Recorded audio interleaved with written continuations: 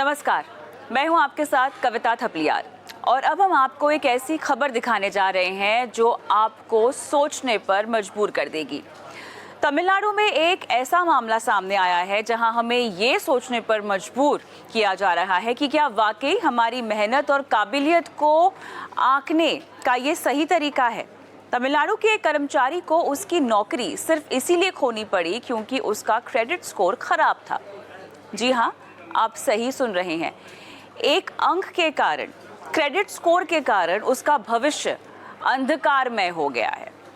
ये मामला उस समय प्रकाश में आया जब तमिलनाडु हाई कोर्ट ने इस पर अपनी चुप्पी तोड़ी और साफ किया कि इस मामले में हस्तक्षेप नहीं किया जा सकता है।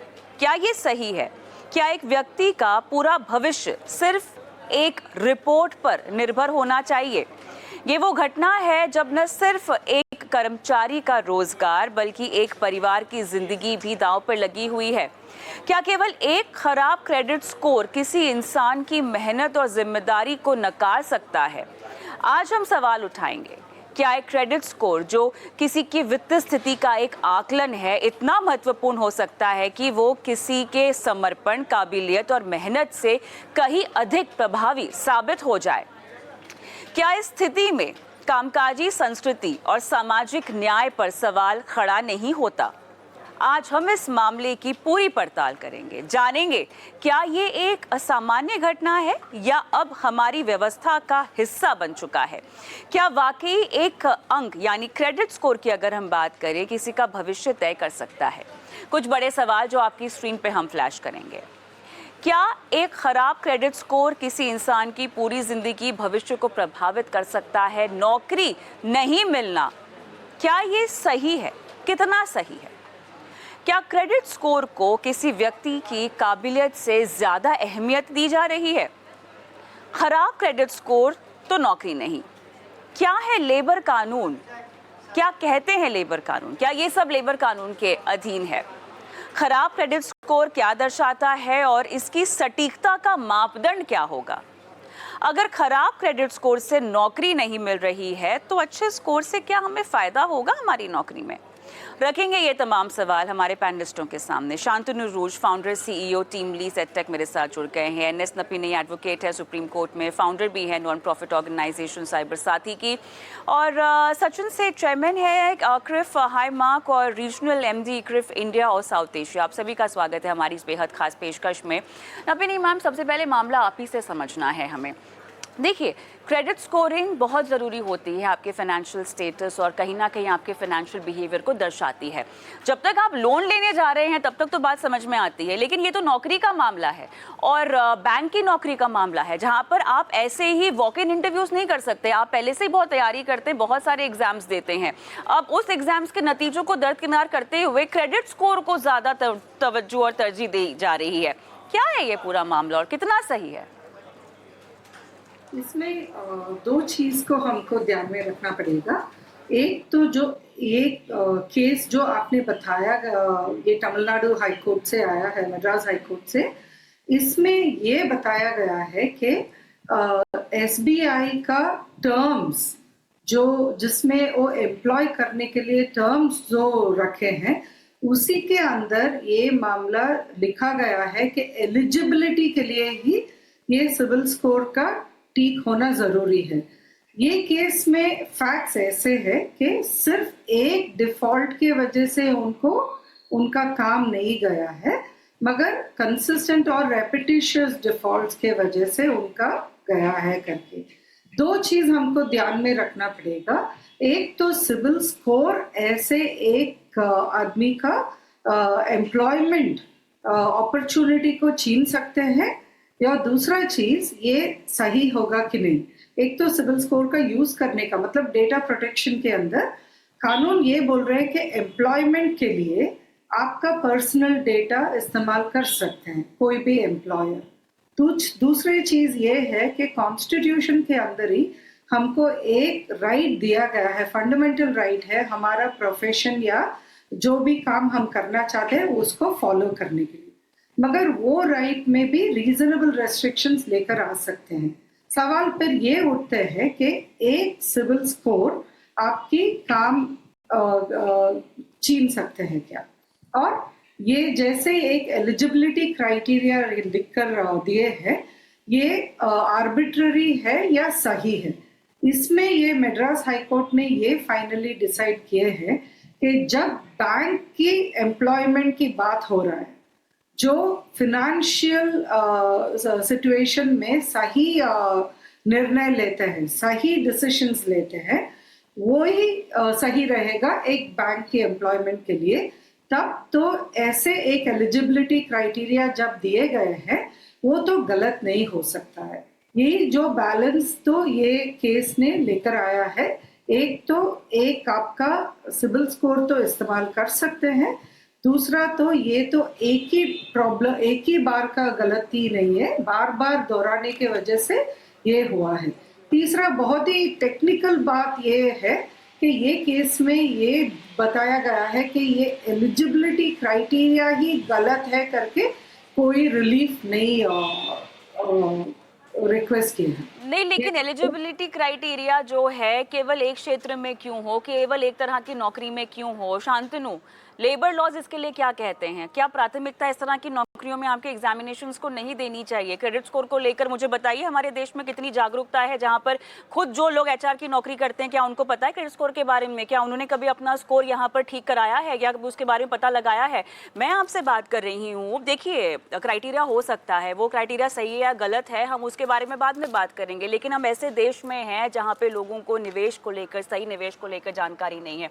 हम ऐसे देश में हैं शांतनु जहाँ पे क्रेडिट स्कोर को लेकर जानकारी लोगों के पास इतनी नहीं है। सचिन शायद इसके बारे में आगे भी बात करेंगे। जब आप लोन लेने जाते हैं तभी पता चलता है कि अच्छा स्कोर नाम की भी कोई चीज होती है, भैया ये भी ठीक रखना पड़ता है। अब उस देश में आप बोल रहे हैं कि नौकरियां भी इस आधार पर मिलेंगी जब आपका स्कोर सही होगा। तो कविता जी, इसको अगर दो तरह से देखा जाए, एक तो जो हाईकोर्ट का कहना है इन प्रिंसिपल कि अगर क्रेडिट स्कोर ये दर्शाता है कि एक आदमी का जो एटीट्यूड है और इसका जो फाइनेंशियल इंटीग्रिटी है उसकी क्वालिटी को दर्शाता है, तो उसको एक इंपॉर्टेंस देना चाहिए सिलेक्शन के समय।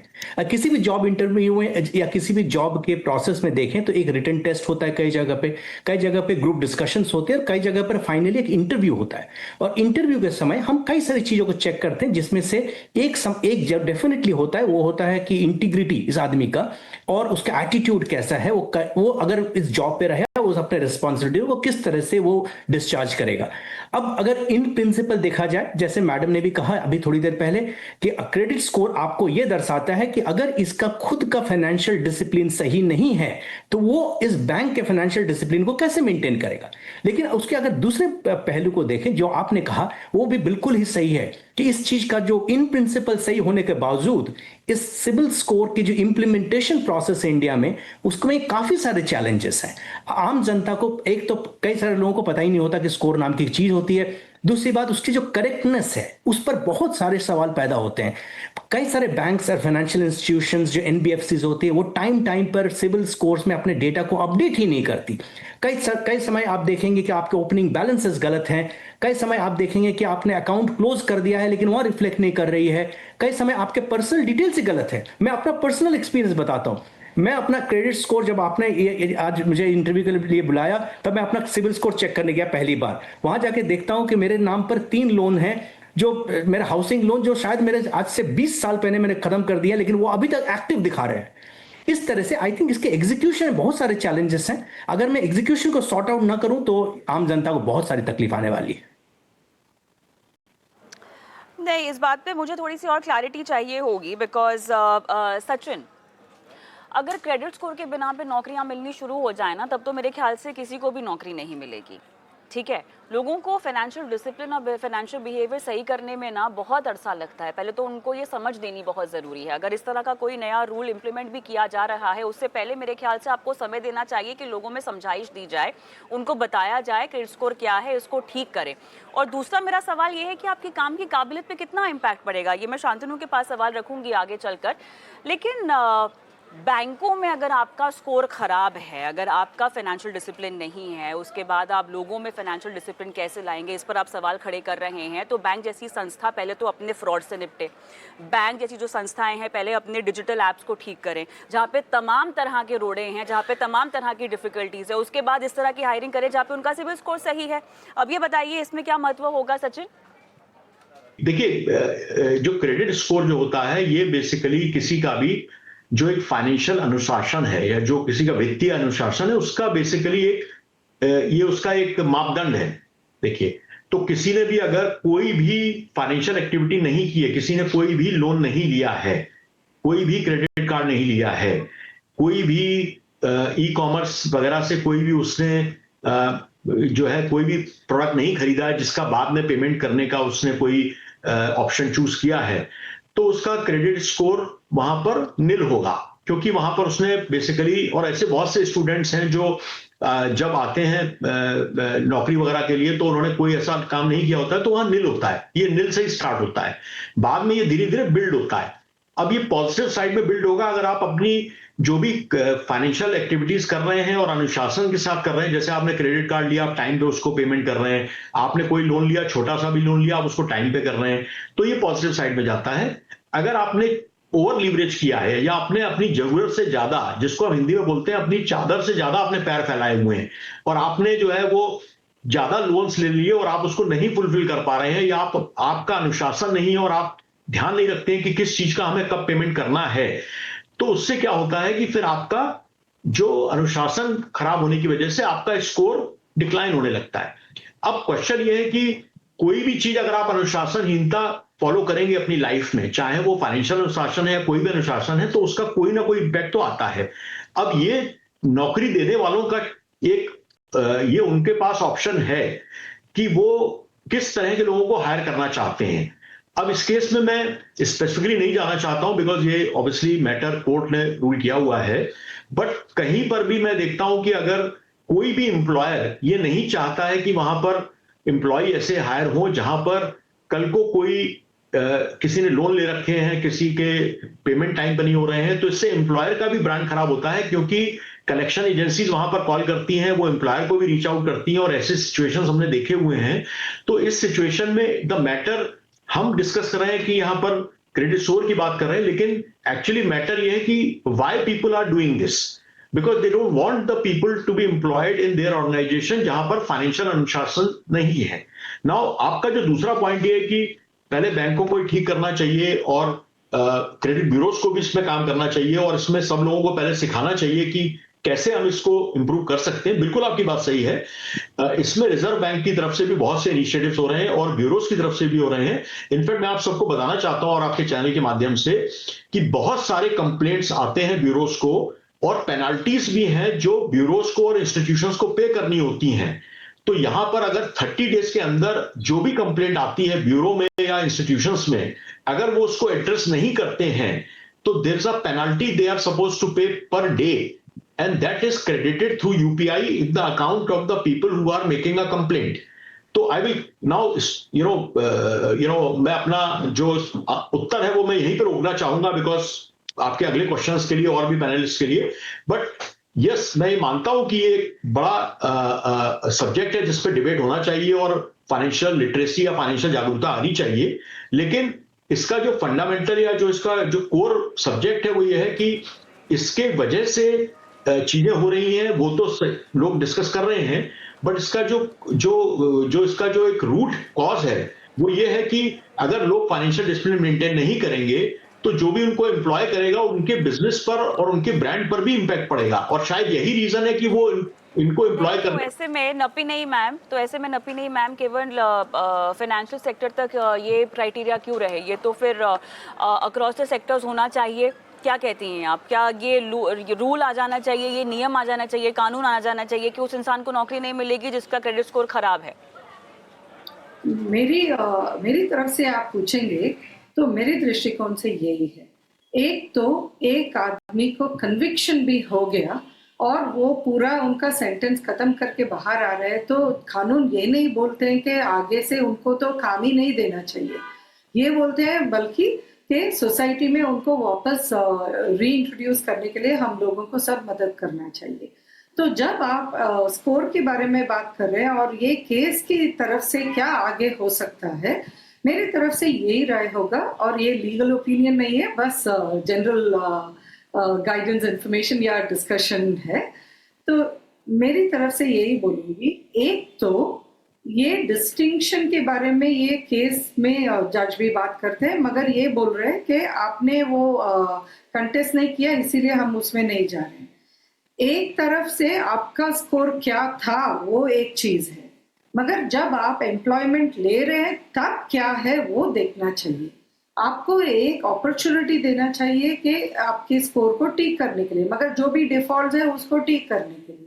उसके बगैर एक बार गलती हो गया उसको तो आपके पूरा लाइफ टाइम तक उसको आपके सामने रख के अपॉर्चुनिटीज डिप्राइव करना है, वो सही नहीं होगा।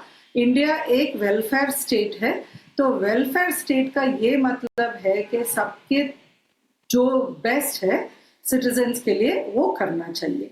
मगर इसके लिए हम लोगों को एक तो कानून की तरफ से हम लोग क्या कर सकते हैं, ये क्या सही होगा क्या नहीं होगा वो कोई कानून के अंदर या रेगुलेशन के अंदर ले आ सकते हैं। आरबीआई भी डिसाइड कर सकते हैं फिनेंशियल सेक्टर में रिक्रूटमेंट के लिए कुछ बेसिक गाइडलाइंस डाल सकते हैं कि नहीं, या सिविल स्कोर्स को कैसे इस्तेमाल किए जाए वो भी देख सकते हैं। क्योंकि ये सिचुएशन नहीं होना चाहिए कि एक गलती के वजह से या एक डिफॉल्ट के वजह से किसी का पूरे लाइफ में उसका असर पड़ जाए।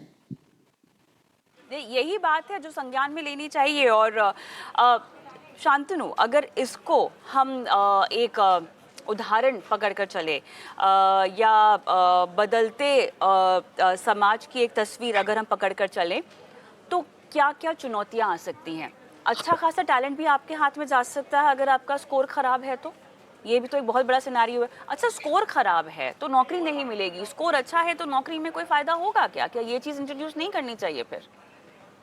तो कविता जी, अगर देखो, एम्प्लॉयर्स जब अपने एम्प्लॉयज को सिलेक्ट करते हैं, अपनी टीम को सिलेक्ट करते हैं, तो कई सारी चीजें देखते हैं। उसके एजुकेशन को देखते हैं, उसके एक्सपीरियंसेस को देखते हैं, और स्किल्स के मामले में उसके कई तरह के स्किल्स, उसके हार्ड स्किल्स, टेक्नोलॉजी स्किल्स, उसके जो डोमेन रिलेटेड स्किल्स देखती है, उसके सॉफ्ट स्किल्स को देखती है, उसके कॉग्निटिव स्किल्स को देखती है, उसके बिहेवियरल स्किल्स को देखती है। ये सारी चीजों देखने के बाद उसकी सूटेबिलिटी सेट होता है। अगर आप इस मामले में हर डिपेंडिंग ऑन की इंडस्ट्री कौन सी है, आदमी की सीनियरिटी कैसा है और जॉब रोल किस तरह का है, इसके ऊपर डिपेंड करता है कि ये अलग अलग स्किल्स की वेटेज किस तरह से लेते हैं। तो कई सारे स्किल्स में और कई सारी इंडस्ट्री में, अगर इस फाइनेंशियल सेक्टर की बात करें, मेरे ख्याल से इसमें फाइनेंशियल इंटीग्रिटी, डिसिप्लिन, ये सब चीजों के इंपॉर्टेंस बहुत ही ज्यादा है। और इसलिए अगर ये दिखाता है कि स्कोर में अगर आपने स्कोर खराब है, ये दर्शाता है कि आपके फाइनेंशियल डिसिप्लिन और आपके जो हैबिट्स हैं वो सही नहीं है, और इसलिए आप हमारी इंडस्ट्री के सूटेबल नहीं हो। इसके ऑब्वियसली इसके चैलेंजेस बहुत सारे हैं, और कई सारी चीजों को, जैसे सचिन जी ने कहा, नैपा जी ने, मैम ने कहा, उस तरह से उसको ठीक करने की जरूरत है। तो अगर आप इस तरह देखें तो सिर्फ सिविल स्कोर के जरिए पे आपको क्या नौकरी मिलेगी? मेरे ख्याल से नौकरी नहीं मिलेगी। मुझे लगता है ये सिर्फ एक तरह का क्वालिफाइंग क्राइटेरिया होगा, एक डिस्क्वालिफिकेशन क्राइटेरिया हो सकता है, ये क्वालिफिकेशन क्राइटेरिया नहीं होकर खड़ा हो जाएगा। अगर आपको नौकरी चाहिए तो ये एक हाइजीन लेवल पे मेंटेन करते हुए आपको अपने जो अलग स्किल्स हैं, hard skills, soft skills, domain skill, cognitive skills, ये सब कुछ ठीक करने की जरूरत है, और तभी आपको आगे नौकरी मिल सकती है। ये बात बताइएगा, क्या चलिए बाकी सारे पैरामीटर्स इंपॉर्टेंट होंगे, आपने हाईलाइट कर दिया शांतनु, क्या ये भी एक फैक्टर हो सकता है कि आपकी सैलरी कम ज़्यादा होगी इसकी वजह से? मान लीजिए अगर बाकी फैक्टर्स आपके बहुत ही उम्दा है, लेकिन एक फैक्टर ऐसा है कि जहाँ पे स्कोर आपका ख़राब है, तो आपको कहीं पर कहीं कॉम्प्रोमाइज़ करना पड़ेगा अपने पैकेज में। क्या ये भी संभावना है जस्ट मोटिवेट करने के लिए कि आपका स्कोर ठीक हो जाए तो आपको रीइंस्टेट कर देंगे जो एक्चुअल मार्केट स्टैंडर्ड के हिसाब से आपका पैकेज होना चाहिए? ऐसा भी हो सकता है, क्योंकि अभी कंपनीज को और अक्रॉस द सेक्टर्स, अगर ये एक ऐसी बात है जो सामने आ रही है और जितना तवज्जो दिया जा रहा है कि ये चीज़ अच्छी है, लोगों में फाइनेंशियल डिसिप्लिन लाने के लिए एक अच्छी एक्सरसाइज है, अगर इसको मान लें कि तमाम सेक्टर्स और कंपनियाँ अमल में लाती भी हैं, तो तरीका होगा उसको अमल में लाने का। क्या इनमें से ये तरीके अपनाए जा सकते हैं? सो कविता, मुझे ऐसा नहीं लगता है कि इसके जरिए आपका वेतन या आपका सैलरी डिटरमाइन होगा। ये एक ऐसा क्राइटेरिया है जो बताता है या तो आप पास हैं या फेल हैं, ये बीच में नहीं हो सकता। तो अगर या तो आप जॉब रोल के लिए सूटेबल हैं या नहीं है। बट मैं जो बाकी पैनलिस्ट के साथ एग्री करता हूं कि ये जो एक क्रेडिट स्कोर है, ये कोई परमानेंट स्कोर नहीं है आपके लिए, ये एक फ्लोटिंग स्केल है जिसको आप कभी भी, अगर आपने 3-4 चीजें गलत कर दी, आपने 4 जगह क्रेडिट कार्ड के लिए अप्लाई कर दिया, आपने ईएमआई सही समय पर नहीं भरा, तो आपका क्रेडिट स्कोर खराब हो सकता है। और उसी तरह से अगर आपने अपने पुराने पापों को धो दिया, अगर आपने सही समय पर पे कर दिया, तो आपका क्रेडिट स्कोर फिर से ठीक हो जाएगा। तो मुझे ऐसा लगता है कि एम्प्लॉयज को, अगर मान लीजिए कि किसी का अगर स्कोर खराब रहा और इसके कारण उसे नहीं लिया जा रहा है, एम्प्लॉयर को उसे समय देना चाहिए कि आपको मैं 4 वीक 3 वीक 4 वीक देता हूं, आप इसको ठीक कर लीजिए। क्योंकि बहुत समय ऐसा हो सकता है कि क्रेडिट स्कोर आपका इसलिए सही नहीं है क्योंकि आप में कोई खराबी नहीं है, लेकिन जो फाइनेंशियल इंस्टीट्यूशंस आपके साथ डील कर रही हैं, उन्होंने अपनी लेजीनेस दिखाई है, उन्होंने डेटा को सही समय पर अपडेट नहीं किया या फिर सही डेटा को अपडेट नहीं किया। ये कई सारी चीजें हो सकती हैं, उसे समय मिलना चाहिए ठीक करने का और फिर उसको इवैल्यूएट करना चाहिए। सचिन, आपके पास मैं आऊँगी। सचिन, आपके पास आएंगे क्योंकि अब बहुत ज़रूरी है ये समझना, और शांतनु ने जहाँ बात छोड़ी है उसी को आगे ले जाते हुए कि ये डेटा फ्लोटिंग होता है, ठीक है। अगर नौकरी के ही संदर्भ से मैं समझना चाहूँ, आपने नौकरी ले ली, उस वक्त आपका स्कोर अच्छा था, उसके बाद कुछ चीज़ें हुई, आपका स्कोर बिगड़ा, तो ये एक डिसिप्लिन है जो आपको मेंटेन करना पड़ेगा, और इस डिसिप्लिन में कभी भी किसी भी तरह का रोड़ा आ सकता है। फाइनेंशियल अवेयरनेस के लिहाज से, जागरूकता के लिहाज से ये बहुत ज़रूरी है। लेकिन अब सवाल यहाँ पर ये उठता है कि in terms of implementation, okay, मैं क्रेडिट स्कोर बिल्ड करने के इम्प्लीमेंटेशन की यहाँ पर बात कर रही हूँ। ऐसे कौन कौन से पॉइंट्स हैं जो हमें पता होने चाहिए जिसके बिना पर हमारी स्कोर जो है वो बिल्डअप होती है। लोगों को लोन चुकाना और कार्ड पेमेंट को लेकर जो चीज़ें हैं वो समझ में आती हैं। कई लोगों को ये भी नहीं पता है कि अगर आप ऑनलाइन जा रहे हैं और अगर आप ब्राउज़ कर रहे हैं कि आपको कहाँ से क्या लोन लेना है, तो वो भी कहीं ना कहीं क्रेडिट हंग्री बिहेवियर दर्शाता है। क्या क्या फैक्टर्स आपको ध्यान में रख लेने चाहिए beyond loan and non payment of your loan, जो इम्पैक्ट करते हैं कहीं ना कहीं? पहली बात तो यह है कि कोई भी आप लोन ले रहे हैं या कोई भी क्रेडिट लाइन ले रहे हैं, लोन मतलब एक ये लोन सिर्फ नहीं होता है कि आप सिर्फ आप मोबाइल खरीदने के लिए लोन ले रहे हैं या आप बाइक खरीदने के लिए लोन ले रहे हैं। लोन बहुत तरह के होते हैं और उनमें बेसिकली अगर आप जैसे कोई ई कॉमर्स वेबसाइट पे भी जाकर के आप जैसे जिसको हम बोलते हैं BNPL, बाय नाउ पे लेटर, मतलब खरीदें अभी और बाद में पैसे दें, राइट। कई बार ऐसा होता है कि टाई अप्स होते हैं कंपनीज के और पीछे कोई और फाइनेंस कंपनी पे आपको लोन दे रही होती है। आपको लगता है कि शायद ये ई कॉमर्स साइट मुझे ऐसा फैसिलिटी दे रही है कि मैं 3 महीने या 6 महीने बाद पैसा दे सकता हूं, बट ऐसा नहीं होता है। और आपका नाम जो है वो क्रेडिट ब्यूरो में और फाइनेंशियल इंस्टीट्यूशंस में आ जाता है। बहुत सारी फिनटेक कंपनीज ऐसी हैं और आपको वो अगर आप उसको टाइम पे पेमेंट नहीं करते हैं तो रिपोर्टिंग फिर उसकी ब्यूरोज में होती है और उसमें फिर आप अपनी रिपोर्ट भी कई बार निकालेंगे 6 महीने 1 साल के बाद, तो सडनली आप देखेंगे कि कोई ABCD फाइनेंस करके कंपनी आपकी दिखा रही है या कोई ABCD बैंक दिखा रहा है और फिर आपको लगता है ये तो मेरे नाम पे किसी ने फ्रॉड लोन ले लिया है, बट एक्चुअली ऐसा नहीं होता है।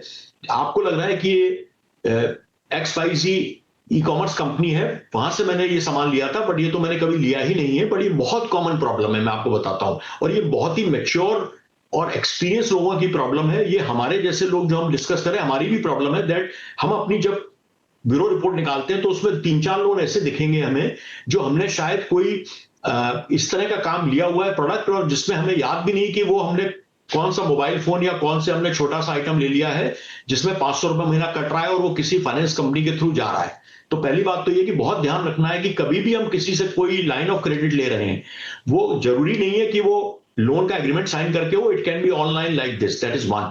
सेकेंड थिंग इज दैट आपको जरूरत से ज्यादा क्रेडिट कार्ड नहीं लेने हैं। आप ऐसा आपने देखा होगा कहीं पे आप एयरपोर्ट पे जा रहे हैं, कहीं पेट्रोल पंप पे जा रहे हैं, कहीं पे जा रहे हैं, there are so many free credit cards are being distributed.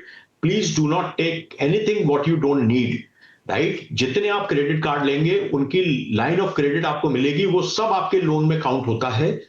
तीसरी बात यह कि कोई भी क्रेडिट कार्ड आप लेते हैं उसकी लिमिट्स को आप 30-40% से ज्यादा आपको यूज नहीं करना है। मतलब ऐसा नहीं कि आपकी लिमिट अगर 2 लाख रुपए है तो आप हर महीने 1.5 लाख रुपए आप उसको यूज कर रहे हैं, तो फिर वो दिखाई देता है कि आप अपने आप को मैक्स आउट कर रहे हैं उसको। चौथी बात यह है कि timely payment is most important. अगर आपकी पेमेंट की डेट 1st है तो आप स्टैंडिंग इंस्ट्रक्शन या ई-नेट के थ्रू सेटअप करिए कि आपका पेमेंट उससे 2-3-4 दिन पहले ही हो जाए। आपका जैसे ही पेमेंट आप सोचते हैं कि मैंने चेक डाल दिया है, चेक 2 दिन बाद क्लियर होगा, जैसे ही वो 2 दिन बाद भी होता है, तुरंत आपके नाम पर एक स्पॉट लग जाता है और फिर वो बाद में 30 दिन में आ जाएगा। तो मतलब मैं छोटी-छोटी चीजें बता रहा हूं, कहीं पर भी आपको ये चीजें ध्यान में रखनी है, क्योंकि ये चीजें धीरे-धीरे बिल्डअप होती हैं। मैं आपको एक फैक्ट बता रहा हूं कि आप अभी अपनी क्रेडिट रिपोर्ट निकालेंगे और 2 साल बाद भी आप जाके देखेंगे और आपके 2 क्रेडिट कार्ड अगर डिले हुए हैं, तो अभी भी उसमें रिकॉर्ड होगा वो। और ये एक रीजन है, मैं बताता हूं, ऐसा नहीं है कि ये कोई इंस्टीट्यूशन इसलिए कर रहा है क्योंकि वो चाहता है कि आपको ट्रैक करना। ये इसलिए किया जा रहा है क्योंकि इंडिया का फाइनेंशियल इकोसिस्टम पूरा बनाने के लिए इंडिया एज ए कंट्री, उसका credit system has to be robust. नहीं तो अगर डिफॉल्ट्स बढ़ जाएंगे तो कंट्री के बैंक्स को भी डिफिकल्टी हो सकती है, माइक्रो फाइनेंस इंस्टीट्यूशंस को डिफिकल्टी हो सकती है। तो इसमें हर चीज को इसलिए रिकॉर्ड रखना पड़ता है क्योंकि पता लगना चाहिए कि कितने डिफॉल्ट्स पोटेंशियली हो रहे हैं, किस टाइप का क्रेडिट बिहेवियर है, और ये हर कंट्री रखता है, ये केवल इंडिया नहीं रख रहा है। मैं आपको सरप्राइजिंगली बता दूं, बहुत सारे यूरोपियन कंट्री में तो डेंटिस्ट आपका कंसल्टेशन भी नहीं करेगा विदाउट आपका क्रेडिट स्कोर चेक किए हुए, बिकॉज उसको मालूम नहीं है कि कल को $4,000 $5,000 का आपका बिल आएगा, आप पे कर पाएंगे कि नहीं कर पाएंगे। ई कॉमर्स वेबसाइट आपका वहां पर सामान डिलीवर नहीं करेगी विदाउट आपका क्रेडिट स्कोर चेक किए हुए। तो मैं कहूंगा इंडिया को हम बहुत ही ज्यादा एक सेंसिटिव कंट्री है, जहां पर हम still we are in area we are developing ourselves. So many such things are there wherein people who are young people, when they come into the economy, when they start earning, they need to be very, very careful and be wary of taking loans from, So छोटी छोटी चीजें मैंने बताया, obviously limited time है, ऐसी बहुत सी चीजें हैं, and always check your report. One report is free as per RBI rule. You can go to any of the 4 bureaus which are there, and you can check one report every year free. After that you can take subscription, but checking report regularly is also very important. चलिए, यहाँ पर आने वाले वक्त में ये तो पता चल गया क्रेडिट स्कोर का महत्व बढ़ने वाला है, लेकिन नौकरी का कनेक्शन इससे कितना सही है, ये अभी भी एक बहुत बड़ा सवाल है और इसको लेकर बहुत सारे पैरामीटर्स जिन पर चर्चा होनी चाहिए, मंथन होना चाहिए, लेकिन ये तो समय ही आगे बता पाएगा। फिलहाल मेरा समय समाप्त हुआ है इस चर्चा में। बहुत बहुत धन्यवाद आप तीनों का, आपने शिरकत की और दर्शकों का मार्गदर्शन किया। मुझे भी इस पेशकश में इजाज़त दें। नमस्कार।